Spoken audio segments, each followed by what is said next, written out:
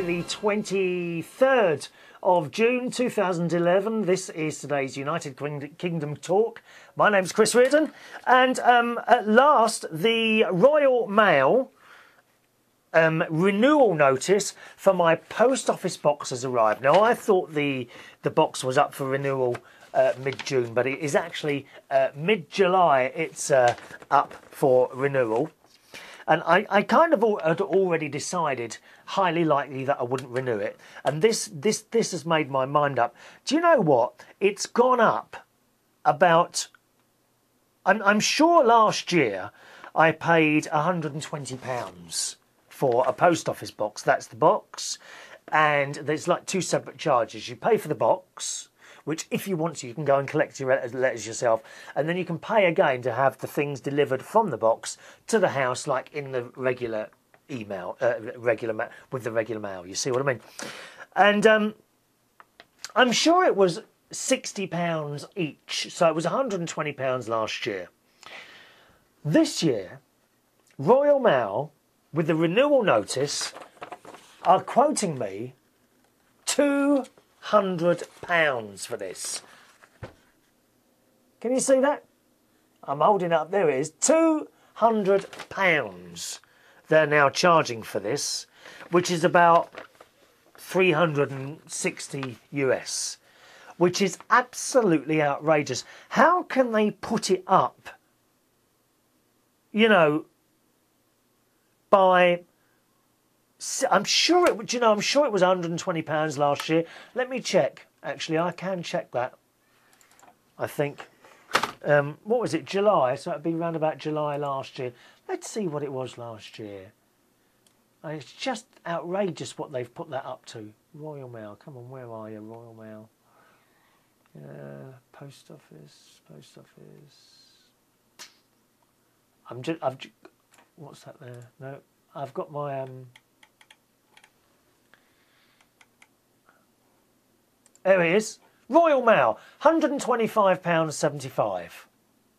So that has gone from £125.75 to £200 in a year. I mean, that is outrageous. Outrageous. And Royal Mail, another customer you've lost. Well done. That is just outrageous. How can you almost put that up by double? £125 last year.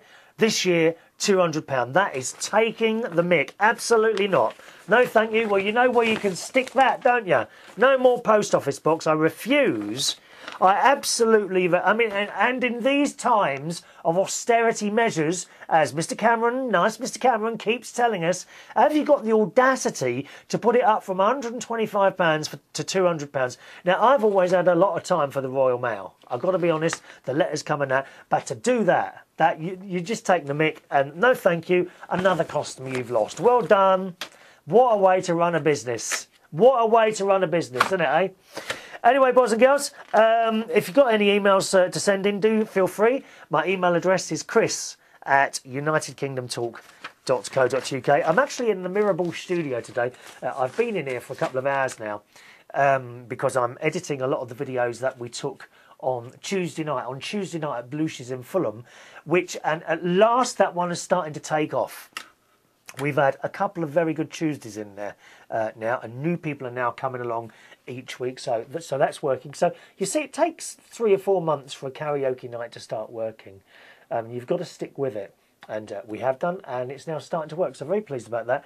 We took the video camera along, and I did videos of lots of people singing on Tuesday, and over the next few shows here and there we'll drop in one of those music videos, and you can see what some of the singers are like. Some of them are better than others, but it's not about being a good singer. It's actually about having a go, you know, and enjoying yourself. Although I do wish some people would smile sometimes when they're up there singing. Try and look like you're enjoying yourself, for Christ's sake, will you?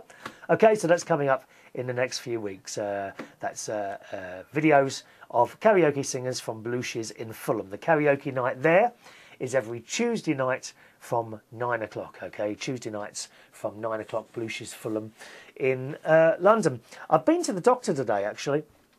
I went about my leg.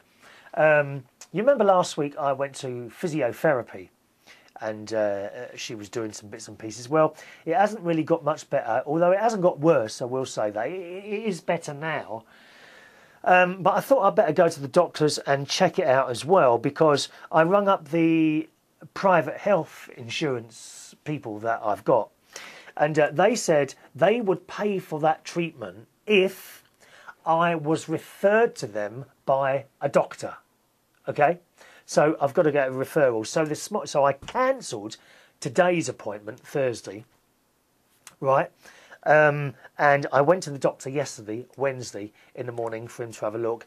And he was poking around saying, does that hurt? Does that hurt? And nothing really hurts. It's just like a dull, annoying ache. And he says, I don't think... he says, I think you've pulled a muscle. He said, do you do a lot of sports? I said, well, I go cycling a lot and swimming a lot. He said, I think it's the way you're putting your foot down on something. And I'm thinking here, bicycle pedal, you know. He says, take some Nurofen for, you know, try and relieve the pain and get the, not swelling, what's the word? Oh, I can't think of the word now. Swelling down, you know, where inside your leg. I can't remember what it was now. He said, take some of that and that's about all you can do and it will go. I said, well, it's been 11 days. He said, I don't know, it'd take a while. I said, I did go and see the physiotherapist and he kind of brushed that off immediately. I said, they were sort of poking in my neck like that and poking sort of at my stomach level, and she was telling me all these things are connected, and he says, that's up to you. he didn't seem to be into that at all. So there we are. It looks like I've pulled a muscle somehow in my leg, and it's just a case of sitting in and waiting it out. All right, emails then. Betsy's weakest link. Yes, Nick, London cabbie, is now a regular contributor to the programme, has written in once again about his the people that go in his cabs. Hi, Chris. I will have to keep you in suspenders. He says, oops, I mean suspense. Why suspenders? You don't think I wear women's clothes, I hope. I'm not into any of that, I'm afraid. It's very, very, very strange, that, wearing women's clothes. Men wear... I'm sorry, no. I don't do that.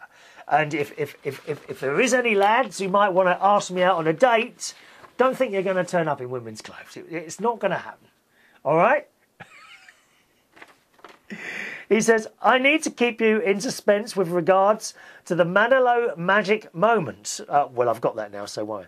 He said, moving on, he said, our next brush with fame, that's Betsy and I. Betsy is the name of his cab. Whilst chugging along down the old Brompton Road, a rather posh area of London, boys and girls, we've only got ourselves flagged down by the ice queen of the bean. Yep. The ever so lovely Anne Robinson. He's been flagged down by Anne Robinson. Even you lot in America know who that is, don't you? She only went to Harvey Nicks, a relatively short hop. But she was so entertaining and great fun. So we pulled up with £6.80 on the clock. And I said to her, oh, go on, Anne, say your line. Well, her face changed. She slapped a tenner on my cash tray and said, you are the weakest link. Goodbye. After which she opened the door promptly and left. Leaving me a bit speechless. That's rare. A very funny moment indeed. Yeah, I like that one, Nick. Oh, there's someone I'd like to meet, Anne Robinson. Some of the drag queens that I've worked with over the years have actually met Anne Robinson. And they say she's a really nice... I mean, just imagine she's a really nice person. I really like her. I also like her on... what's it called now? Watchdog. I quite like Anne Robinson on Watchdog as well. All right, boys and girls, that's it for the show today. Don't forget the email address. If you want to send anything in, please feel free to do so. Chris@UnitedKingdomTalk.co.uk. Chris at UnitedKingdomTalk.co.uk. One down there for the Royal Mail, I think. That's outrageous, isn't it? It's annoyed me. That's annoyed me to put up something, £75. I'll see you on the next show. Thanks for watching and listening. Bye-bye.